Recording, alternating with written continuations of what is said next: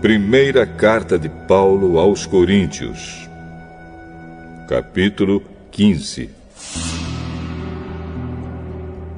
Agora, irmãos, quero que lembrem do evangelho que eu anunciei a vocês, no qual vocês aceitaram e no qual continuam firmes. A mensagem que anunciei a vocês é o evangelho, por meio do qual vocês são salvos, se continuarem firmes nele. A não ser que não tenha adiantado nada vocês crerem nele. Eu passei para vocês o ensinamento que recebi e que é da mais alta importância. Cristo morreu pelos nossos pecados, como está escrito nas Escrituras Sagradas. Ele foi sepultado e no terceiro dia foi ressuscitado, como está escrito nas Escrituras, e apareceu a Pedro e depois aos 12 apóstolos. Depois apareceu de uma só vez a mais de 500 seguidores, dos quais a maior parte ainda vive, mas alguns já morreram. Em seguida apareceu a Tiago, e mais tarde a todos os apóstolos. Por último, depois de todos, ele apareceu também a mim, como para alguém nascido fora de tempo. De fato, eu sou o menos importante dos apóstolos e até nem mereço ser chamado de apóstolo, pois persegui a igreja de Deus. Mas, pela graça de Deus, sou o que sou. E a graça que Ele me deu não ficou sem resultados. Pelo contrário, eu tenho trabalhado muito mais do que todos os outros apóstolos. No entanto, não sou eu quem tem feito isso, e sim a graça de Deus que está comigo. Assim, não importa se a mensagem foi entregue por mim ou se foi entregue por eles. O importante é que foi isso que todos nós anunciamos, e foi nisso que vocês creram. Se a nossa mensagem é que Cristo foi ressuscitado, como é que alguns de vocês dizem que os mortos não vão ressuscitar? Se não existe a ressurreição de mortos, então quer dizer que Cristo não foi ressuscitado. E se Cristo não foi ressuscitado, nós não temos nada para anunciar, e vocês não têm nada para crer. E mais ainda, nesse caso estaríamos mentindo contra Deus, porque afirmamos que Ele ressuscitou Cristo. Mas, se é verdade que os mortos não são ressuscitados, então Deus não ressuscitou Cristo. Porque, se os mortos não são ressuscitados, Cristo também não foi ressuscitado. E se Cristo não foi ressuscitado, a fé que vocês têm é uma ilusão e vocês continuam perdidos nos seus pecados. Se Cristo não ressuscitou, os que morreram crendo nele estão perdidos. Se a nossa esperança em Cristo só vale para esta vida, nós somos as pessoas mais infelizes deste mundo. Mas a verdade é que Cristo foi ressuscitado. E isso é a garantia de que os que estão mortos também serão ressuscitados. Porque assim, como por meio de um homem veio a morte, assim também por meio de um homem veio a ressurreição. Assim como, por estarem unidos com Adão, todos morrem, assim também, por estarem unidos com Cristo, todos ressuscitarão. Porém, cada um será ressuscitado na sua vez. Cristo, o primeiro de todos. Depois, os que são de Cristo, quando Ele vier. E então virá o fim. Cristo destruirá todos os governos espirituais, todas as autoridades e poderes, e entregará o reino a Deus, o Pai. Pois Cristo tem de reinar até que Deus faça com que Ele domine todos os inimigos.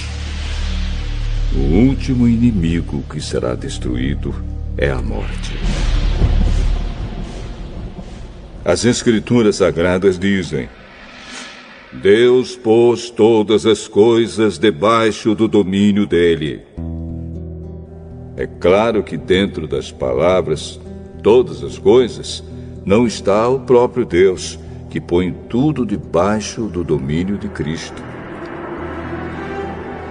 Mas, quando tudo for dominado por Cristo, então o próprio Cristo, que é o Filho, se colocará debaixo do domínio de Deus, que pôs todas as coisas debaixo do domínio dele.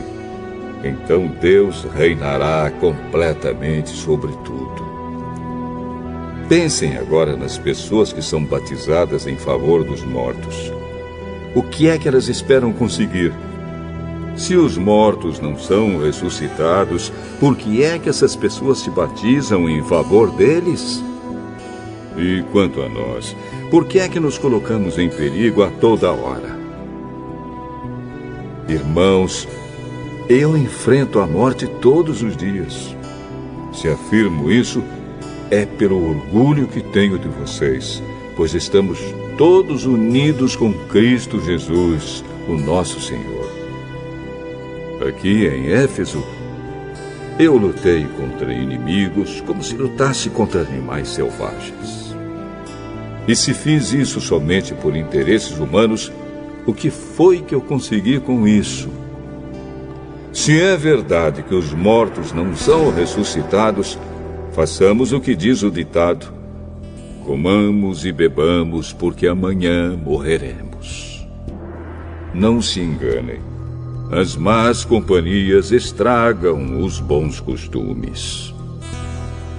Comecem de novo a viver uma vida séria e direita e parem de pecar. Para fazer com que vocês fiquem envergonhados, eu digo o seguinte: alguns de vocês não conhecem a Deus. Mas alguém perguntará: como é que os mortos são ressuscitados? Que tipo de corpo eles vão ter? Seu tolo! Quando você semeia uma semente na terra, ela só brota se morrer. E o que foi semeado é apenas uma semente, talvez um grão de trigo ou outra semente qualquer, e não o corpo já formado da planta que vai crescer. Deus dá a essa semente o corpo que Ele quer e dá a cada semente um corpo próprio. E a carne dos seres vivos não é toda do mesmo tipo. Os seres humanos têm um tipo de carne, os animais, outro, os pássaros, outro, e os peixes, ainda outro. Há também corpos do céu e corpos da terra. Existe um tipo de beleza que pertence aos corpos celestes, e há outro que pertence aos corpos terrestres. O sol tem o seu próprio brilho, a lua, outro brilho, e as estrelas têm um brilho diferente. E mesmo as estrelas têm diferentes tipos de brilho. Pois será assim quando os mortos ressuscitarem. Quando o corpo é sepultado, é um corpo mortal. Mas quando for ressuscitado, será imortal. Quando ele é sepultado, é feio e fraco. Mas quando for ressuscitado, será bonito e forte. Quando é sepultado, é um corpo material, mas quando for ressuscitado, será um corpo espiritual. É claro que, se existe um corpo material, então tem de haver também um corpo espiritual. Porque as Escrituras Sagradas dizem: Adão, o primeiro homem, foi criado como ser vivo. Mas o último Adão, Jesus Cristo, é o Espírito que dá a vida. Não é o espiritual que vem primeiro, mas sim o material. Depois é que vem o espiritual. O primeiro homem foi feito do pó da terra. O segundo veio do céu. Os que pertencem à terra são como aquele que foi feito do pó da terra. Os que pertencem ao céu são como aquele que veio do céu. Assim como somos parecidos com o homem feito do pó da terra, assim também seremos parecidos com o homem do céu. Meus irmãos, o que eu quero dizer é isto: o que é feito de carne e de sangue não pode ter parte no reino de Deus, e o que é mortal não pode ter a imortalidade. Escutem bem este segredo. Nem todos vamos morrer, mas todos nós vamos ser transformados num instante, num abrir e fechar de olhos, quando tocar a última trombeta. Ela tocará. Os mortos serão ressuscitados como seres imortais, e todos nós seremos transformados. Pois este corpo mortal precisa se vestir com o que é imortal. Este corpo que vai morrer precisa se vestir com o que não pode morrer. Assim, quando este corpo mortal se vestir com o que é imortal, quando este corpo que morre se vestir com o que não pode morrer, então acontecerá o que as Escrituras Sagradas dizem: a morte está destruída. A vitória é completa. Onde está, ó morte, a sua vitória? Onde está, ó morte, o seu poder de ferir? O que dá à morte o poder de ferir é o pecado. E o que dá ao pecado o poder de ferir é a lei. Mas agradeçamos a Deus, que nos dá a vitória por meio do nosso Senhor Jesus Cristo.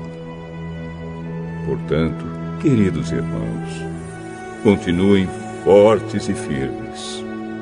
Continuem ocupados no trabalho do Senhor, pois vocês sabem que todo o seu esforço nesse trabalho sempre traz proveito.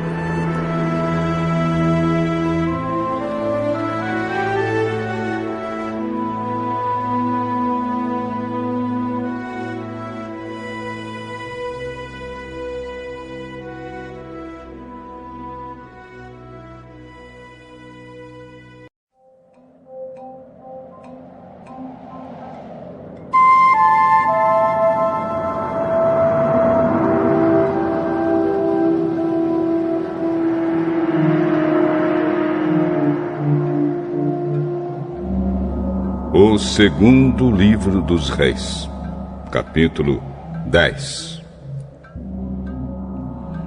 Na cidade de Samaria moravam 70 filhos do rei Acabe.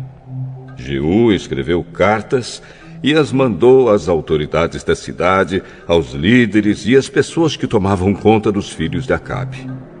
A carta dizia assim: vocês estão encarregados de tomar conta dos filhos do rei e têm carros de guerra, cavalos, armas e cidades cercadas de muralhas. Portanto, assim que receberem esta carta, escolham o melhor e o mais capaz dos filhos do rei, ponham no trono do pai e lutem para defendê-lo. As autoridades de Samaria ficaram apavoradas e disseram: como poderemos ir contra Jeú, se nem o rei Jorão, nem o rei Acasias conseguiram fazer isso?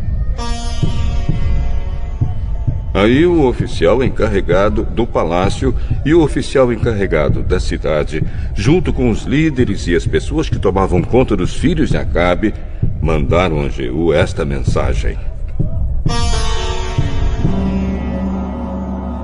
nós somos os seus criados e estamos prontos para fazer tudo o que o senhor disser. Porém, não vamos colocar ninguém como rei. Faça o que achar melhor. Então Jeú escreveu outra carta em que dizia o seguinte: se vocês estão do meu lado e estão prontos para seguir as minhas ordens, tragam as cabeças dos filhos do rei Acabe para mim, aqui em Jezreel, amanhã, a esta hora.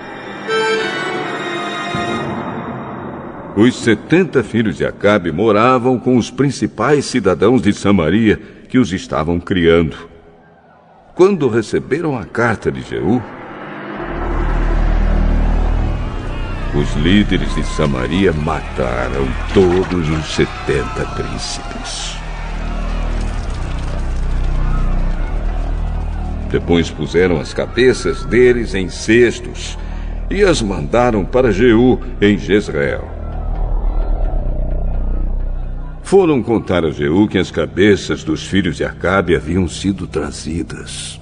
Então Jeú ordenou: façam com elas 2 montões do portão da cidade. E deixe que fiquem lá até amanhã cedo. Ele saiu de manhã, foi até o portão e disse ao povo que estava ali: fui eu que fiz uma revolta contra o rei Jorão e o matei. Vocês não são culpados disso. Mas quem foi que matou todos estes? Isso prova que vai acontecer tudo aquilo que o Senhor Deus disse a respeito dos descendentes de Acabe. O Senhor fez aquilo que prometeu por meio do seu servo Elias. Então Jeú mandou matar todos os outros parentes de Acabe que moravam em Jezreel e também todas as autoridades do seu governo, amigos íntimos e sacerdotes. Não escapou nenhum deles. Jeú saiu de Jezreel para ir até Samaria. No caminho, num lugar chamado Campo dos Pastores, ele encontrou alguns parentes do falecido rei Acasias de Judá e perguntou: quem são vocês? Somos parentes de Acasias. Estamos indo para Jezreel a fim de cumprimentar os filhos da rainha Jezabel e o resto da família do rei. Então Jeú ordenou aos seus homens: peguem essa gente, quero todos vivos. Eles os prenderam e os mataram perto de um poço que havia ali. Eram 42 ao todo e nenhum deles foi deixado vivo.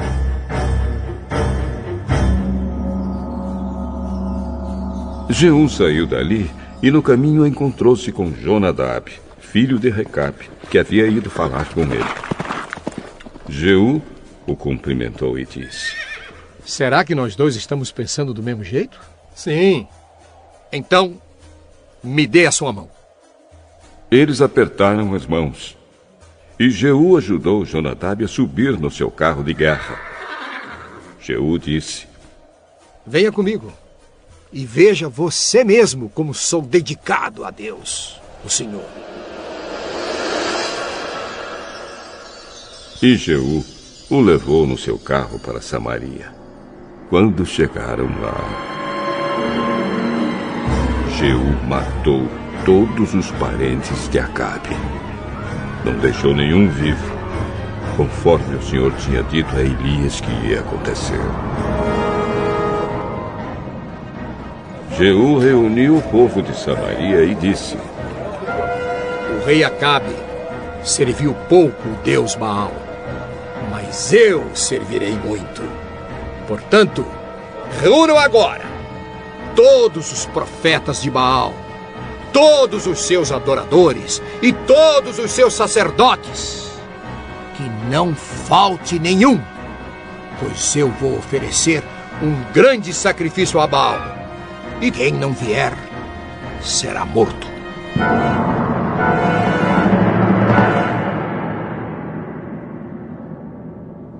Mas esse era um jeito de Jeú enganar os adoradores de Baal para poder matá-los. Então Jeú deu a seguinte ordem: anunciem um dia de adoração em honra do Deus Baal. O aviso foi feito, e Jeú mandou mensageiros por toda a terra de Israel. Então vieram todos os adoradores de Baal. Não faltou nenhum.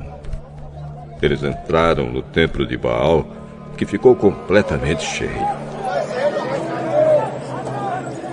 Então Jeú mandou que o sacerdote encarregado dos mantos sagrados trouxesse os mantos e os entregasse aos adoradores. Depois disso, Jeú entrou no templo com Jonadab, filho de Recabe, e disse às pessoas que estavam ali: Vejam bem que somente adoradores de Baal estejam aqui, e que nenhum adorador de Deus, o Senhor, tenha entrado, hein?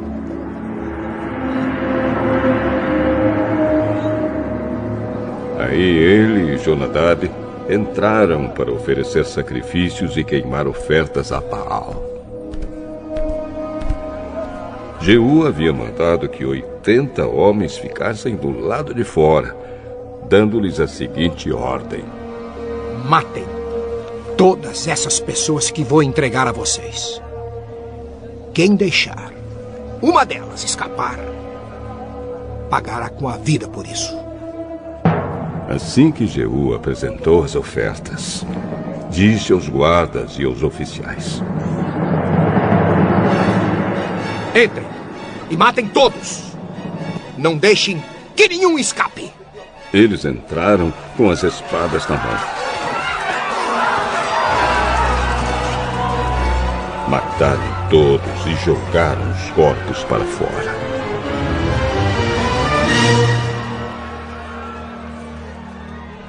Então entraram no santuário interior do templo, levaram para fora as colunas que estavam no templo de Baal e as queimaram.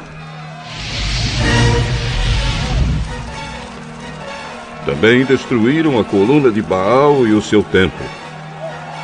E fizeram esse templo virar uma privada, que existe até hoje. Foi assim que Jeú acabou com a adoração de Baal em Israel. Mas ele não abandonou os pecados do rei Jeroboão, filho de Nebate, que levou o povo de Israel a cometer o pecado de adorar os touros de ouro que ele havia colocado em Betel e em Dan. O Senhor Deus disse a Jeú: Você fez com os descendentes de Acabe tudo aquilo que eu queria que fizesse. Por isso prometo que até a 4ª geração os seus descendentes serão reis de Israel.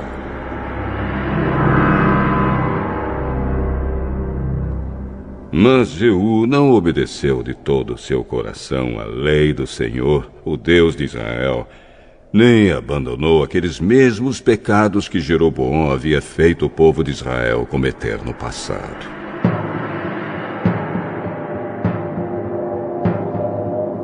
Nesse tempo, o Senhor Deus começou a diminuir o território de Israel. O rei Hazael, da Síria, conquistou todas as terras israelitas que ficavam a leste do rio Jordão, até a cidade de Aroer, no rio Arnon, no sul. E isso incluía as regiões de Gileade e Bazã, onde moravam as tribos de Gade, Ruben e Manassés do leste. Todas as outras coisas que Jeú fez, e também os seus atos de coragem, estão escritos na história dos reis de Israel. Ele morreu e foi sepultado em Samaria, e o seu filho Jeoacás ficou no lugar dele como rei.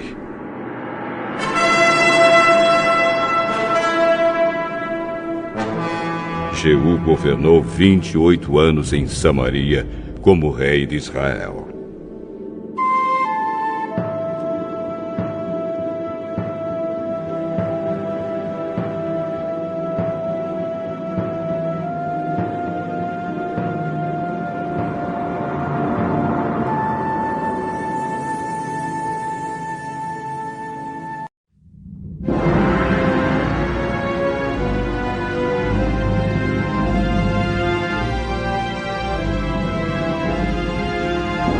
Miqueias, capítulo 1.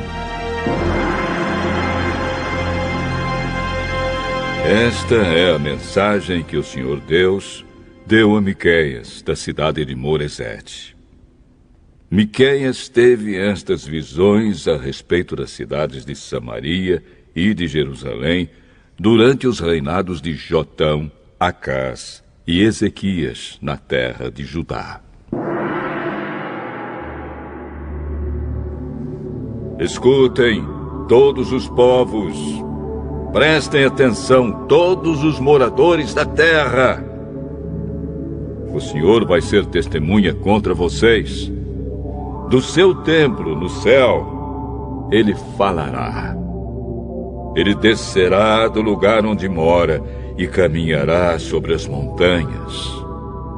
Debaixo dos seus pés, as montanhas se desfazem. São como cera que se derrete no fogo. Os vales se abrem como se uma enchente os cortasse ao meio. Tudo isso acontecerá porque o povo de Israel pecou e se revoltou contra Deus. Quem é o culpado da revolta de Israel? É o povo de Samaria.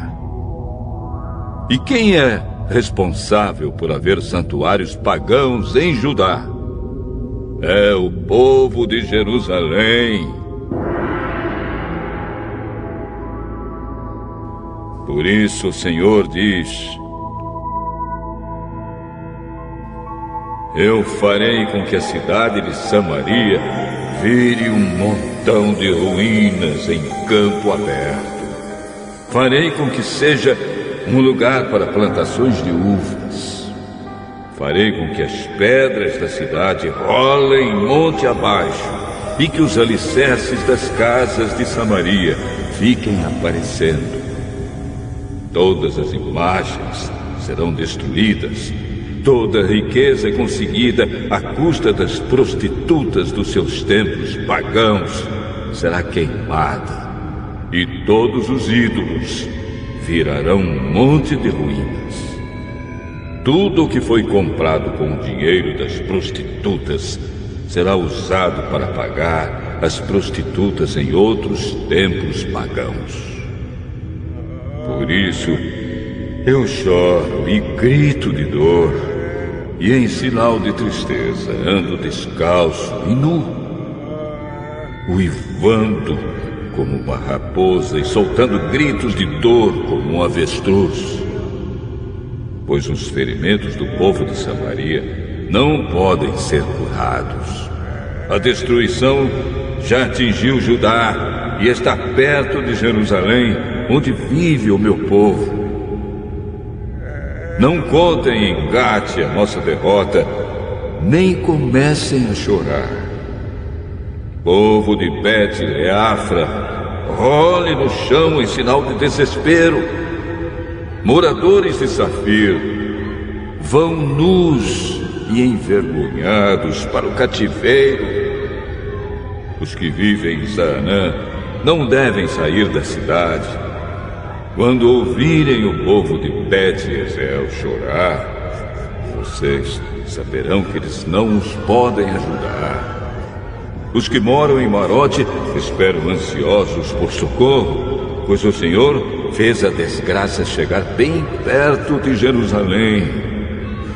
Moradores de Laques, atrelhem os cavalos aos carros. Vocês fizeram o mesmo que os israelitas, isto é, levaram o povo de Jerusalém ao pecado. Portanto, povo de Judá, diga adeus à cidade de Moresete e Gate. O povo da cidade de Axibe será uma armadilha para os reis de Israel.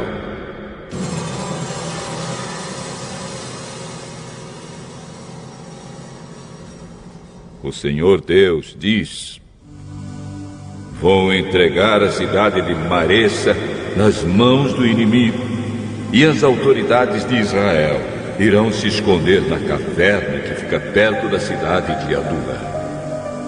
Povo de Judá, corte os cabelos e rape a cabeça em sinal de tristeza, pois os seus filhos queridos serão levados como prisioneiros para longe da sua pátria.